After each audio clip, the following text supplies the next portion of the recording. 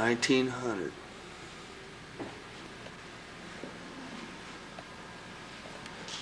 And right there's Dayton.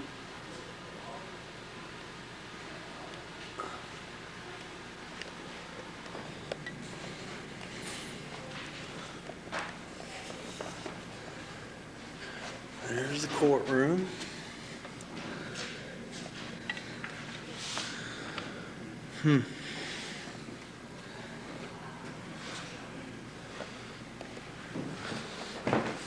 And I got it locked up.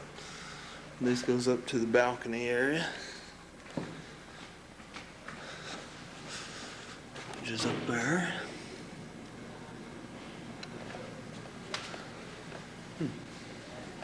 Neat.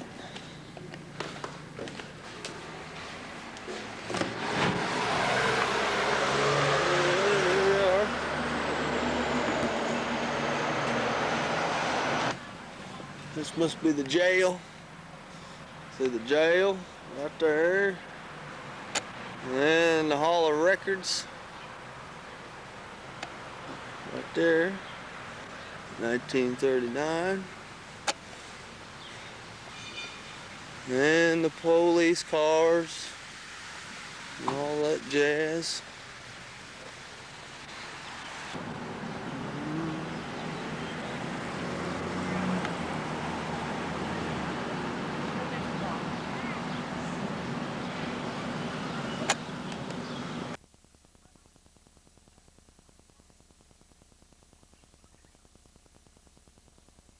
You go up Ronan and up Johnson Hollow Road, and you go Portage.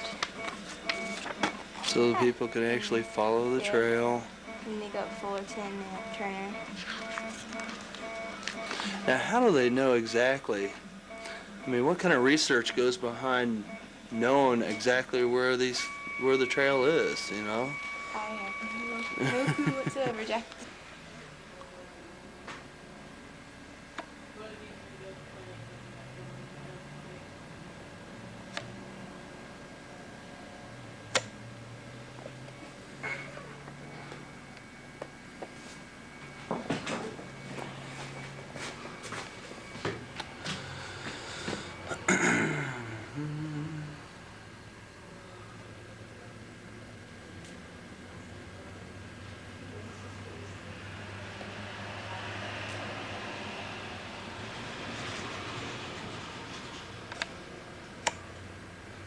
Chronicle.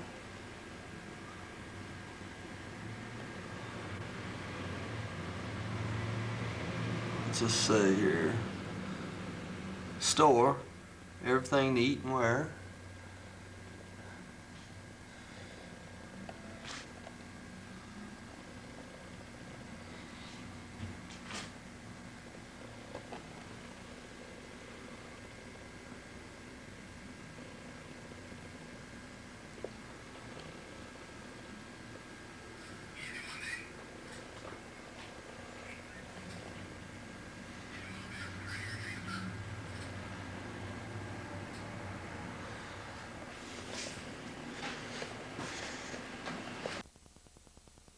All right, here we are at Paddock Creek.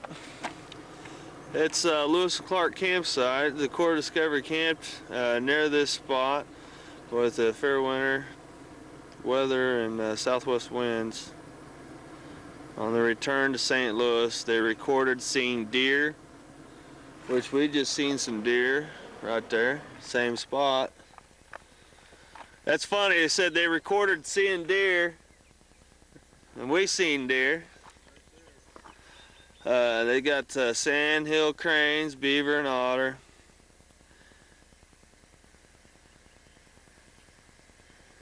Along the Paddock Creek, when Lewis and Clark both compared this land to the rich, fertile bottomlands along the Missouri and Idaho rivers.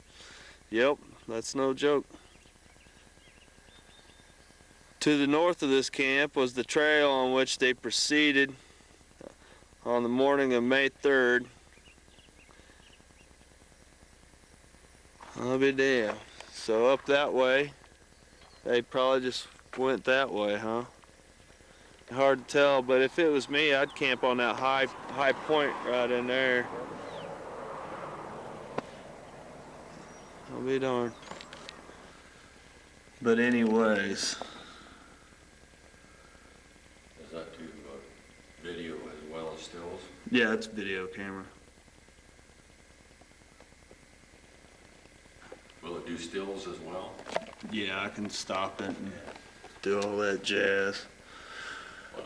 But it's I'm thrilled to meet a guy like you that is on top of it. Here we are today.